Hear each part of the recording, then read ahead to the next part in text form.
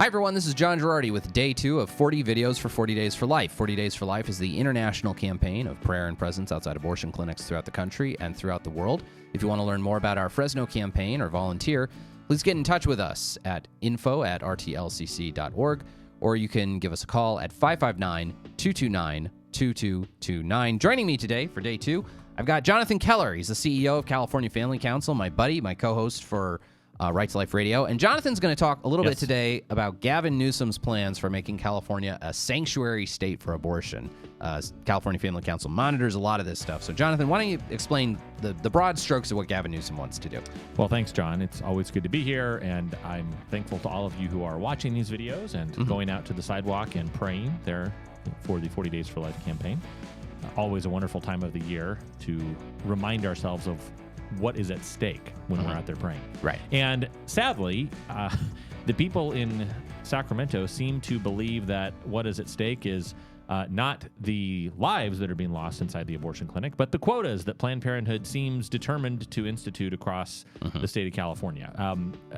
The report that was issued a few months ago by the Future of Abortion Council, which was this little council that Gavin Newsom sort of whipped up together about how to respond to the possibility that Roe v. Wade's going to get overturned this June. So let's all hope. 40 different organizations that he invited to be a part of that in this Future of Abortion Council.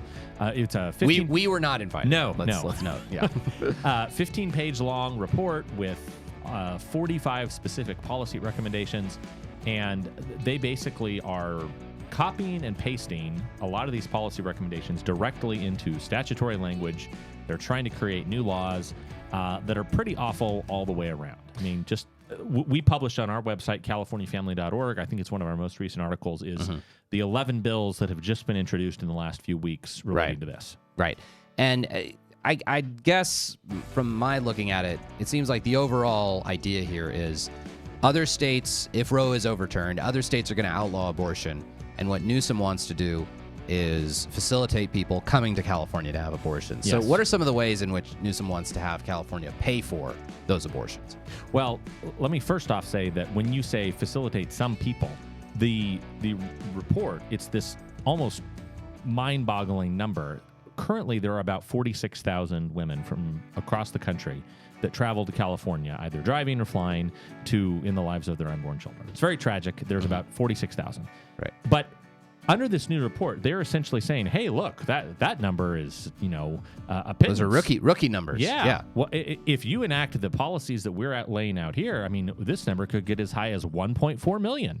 And wow, so they want to go from 46,000 out-of-state women having abortions to over 1 million. Yes. Women. Yeah. And I mean, folks, it's hard sometimes to grasp these numbers when you're just throwing around numbers, but literally California in this report, they are projecting that, this is a goal we can strive for, it's a high bar, but if we put our minds to it, and if we, as the California legislature, passes these laws, we could actually surpass the entire nation's abortion numbers. Literally, just in California alone. All 49 other states, we could do that just in the state of California. Wouldn't that be a great accomplishment? Right. And so it's probably a bit outlandish, but what they're to get, that many abortions. But what they're talking about is let's have Medi-Cal cover out-of-state people having abortions.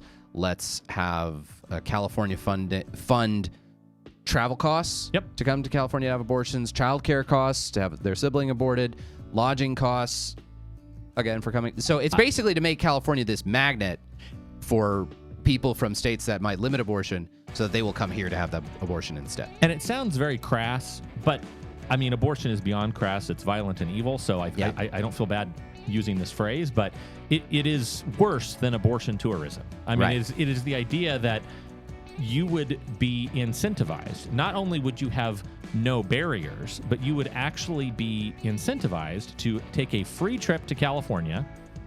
Don't worry. Free hotel. And hey, look, all you got to do is get pregnant. If you can just get yourself pregnant, we'll fly you out to California so that you can have an abortion. While you're here, we'll pay for your lodging. We'll pay for your meals. We'll even pay for your child care. Well, John, it's not in the statutory language yet, but this is in the report, and I will not be surprised if they add this.